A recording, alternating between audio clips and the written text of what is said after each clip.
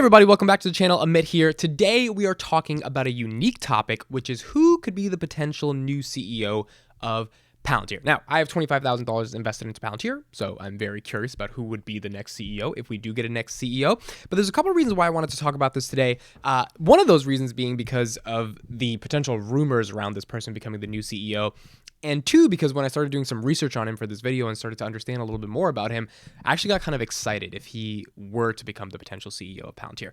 But first off, why is this relevant in the first place? Why would we have a potential new CEO? Now, CEO changes for a company are a little bit controversial, right? And the reason for this is because the CEO of a company usually, well, not always, actually more often than not, is not the founder of a company, but a really, really big company ends up, at least in the early days, being the founder. So you think of Zuckerberg, you think of Jeff Bezos, you know, people who ultimately are still running to the company to this day, and are actually building the company into becoming something really, really unique, successful, big, impactful, are the ultimate visionaries of the product, of the company, of the potential trajectory of what the company could become, which is why they end up becoming the best CEOs. Now, are they perfect? Or do they always follow sort of the cookie cutter model of what it takes to be CEO? Do they always communicate correctly?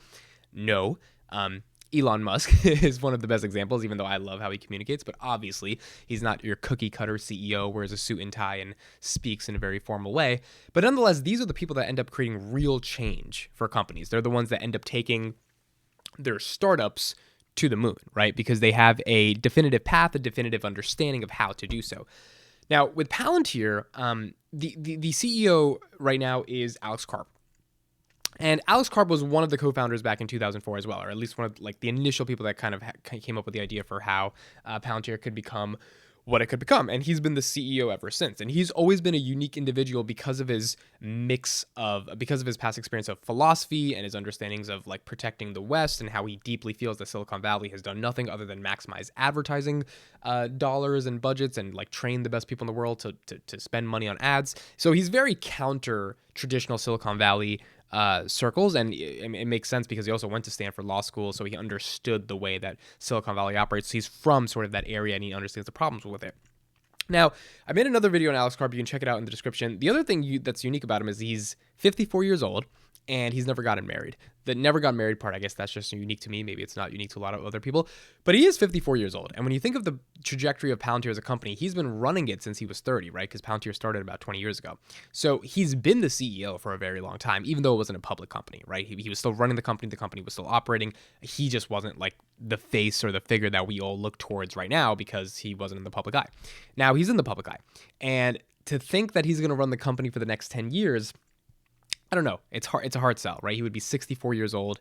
When you're 64, you're like 6 years away from 70. I don't know if he wants to spend sort of the rest of, his core life running a company anymore, especially because he's been selling so many damn shares that he probably is making enough money and he's chilling, which leads to the potential opportunity for a new person to step in. So I wanted to talk about Shyam Sankar, who is Palantir's current chief operating officer and who joined the company back in 2006, and why I think he might be a potential CEO replacement and why I think he would be a potential good CEO replacement if there were to be anyone that actually were to replace Alex Karp.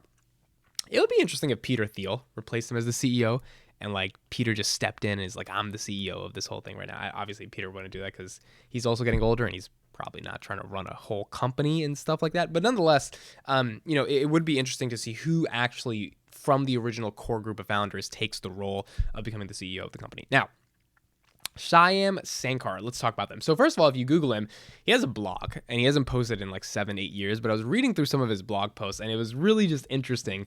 I just want to read a couple, not the posts, but some of the headlines of the post because it's like, it's super interesting. So the first post is you have to engage with the world to change it. Right? And part of it reads, technology is a wonderfully clever thing, but there's a dangerous temptation to believe that you can change the world without engaging with its institutions and all their sprawling improperly.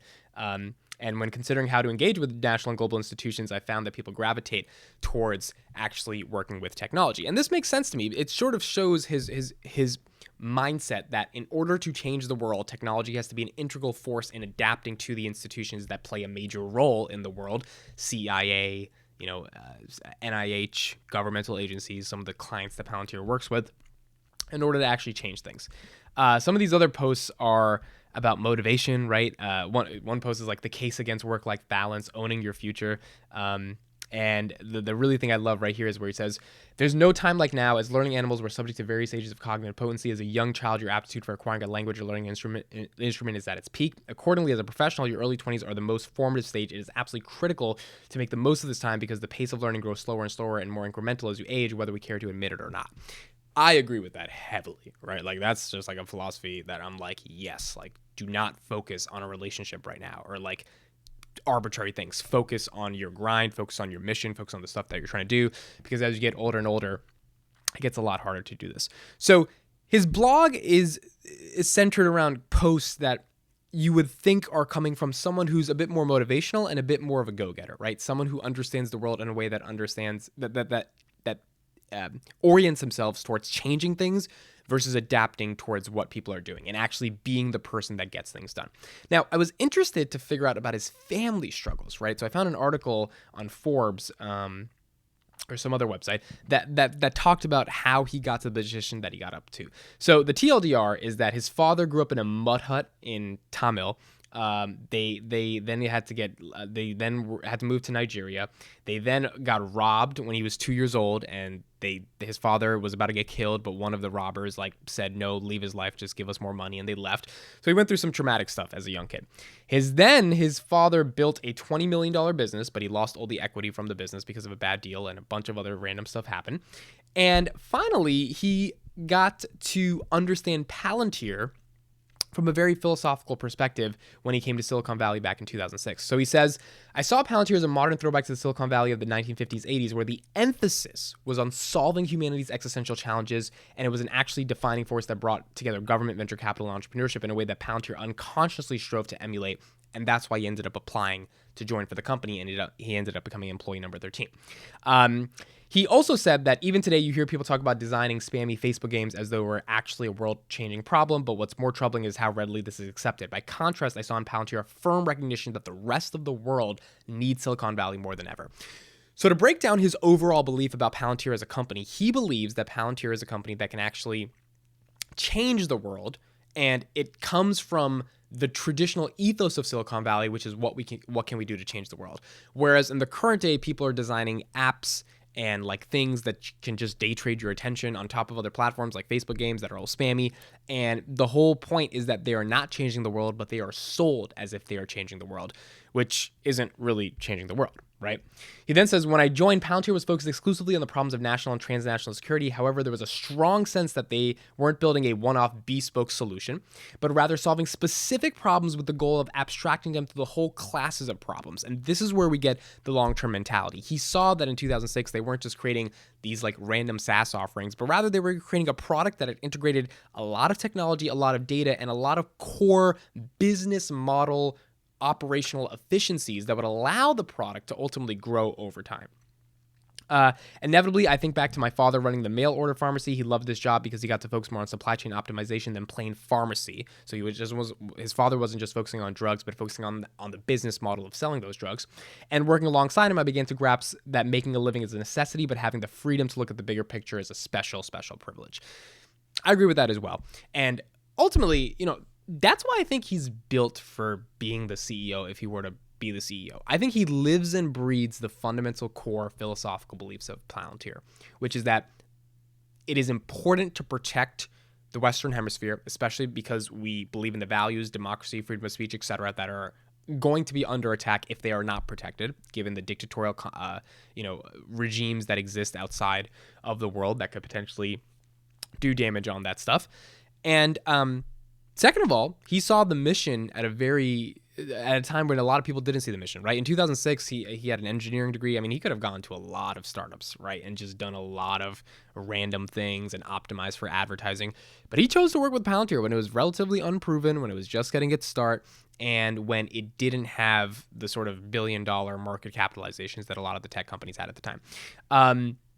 this culminates in his idea about America first, right? So he says, my parents' journey showed me that America is not a place where everything is perfect, but it is a place where anything is possible. America didn't shield them from hardship or injustice, but it provided countless opportunities to start over and the most level playing field in existence for my own aspirations. There were no laws to prevent companies from cutting their rank and file employees out of their equity, but the freedom to shape a company according to the principles of a shared sacrifice and shared reward was more profound. In Palantir, I saw everything that makes America special, and I also felt a deep sense that our good fortune imposes a responsibility to ourselves and the rest of the world. And in Palantir, I saw a rare chance for Americans to once again lead the way in most vital enterprise, not only in terms of technical excellence, but also commitment to privacy and civil liberties, ingenuity in the face of global challenges, and contribution to a greater good. Which shows you that he believes that American values are important, America's environment to create a opportunity, whether that be a company, a brand, or business that allows you to express yourself and actually get things out into the world is the most friendliest in the world. And that he believes that if Palantir was to succeed, it would probably only succeed in America because of the freedoms that we have in America.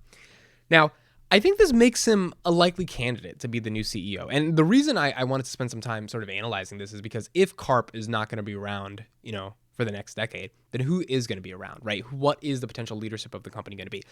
With Uber, we saw something interesting with Travis back in 2018 when he quit, when he fired, when he had this whole hoopla going around. And you guys can look it up. There was a lot of stuff that he said, a lot of frat boy culture in the company, and they booted him out of there. And they got Dara, I'm not going to say his last name, but Dara, blah, blah, blah. He was like a CEO of like some hotelroom.com. He was a CEO of some travel company, and they put him in, and this guy is the most cookie cutter of cookie cutter. This guy is just like, he's not controversial at all, right? He's not going to say anything slightly controversial, especially because Uber IPO'd at like $45 and it's 5 years later and they're like, or 4 years later and they're at 42. So like, he's trying to get that stock price to go up because it has not gone up. And I was thinking of buying Uber at 60. I did not pull the trigger because I was like, I don't know. I just don't know about Uber. And I think that was the right decision. But nonetheless, right, I think for a company like Uber, in order for it to succeed, I guess you can survive with a cookie cutter CEO. For a company like Palantir, I think you do need a visionary at the top of the helm, right? I do think you need an Alex Karp type of figure, or at least someone who genuinely believes in the ideas of what Palantir stands for, which is a company that can provide massive amounts of technology to optimize not only business efficiencies, but to optimize protection of data and meaningful interpretations of that data across the entire world, right? That could be one of the most important software companies in the world. And it's in its infancy stage, right? We're talking about Google back in 2007, 2008. That's where we see Palantir right now, not in terms of their business models, but in terms of the scope of potential impact that they can actually have on the world. Google is organizing the world's information. Palantir is synthesizing the data that comes from all that information, potentially for the world, not for the world right now, but potentially for the world, and then making it more meaningful for the companies and the clients that it ultimately serves. So just wanted to do a quick video. This is who I think could be the potential CEO, Shyam Sankar.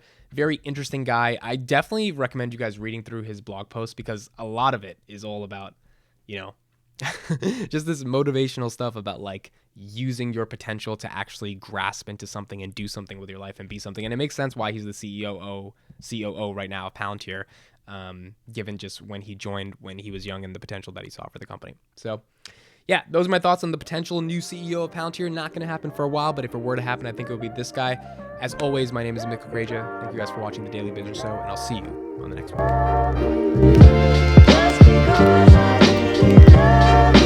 one.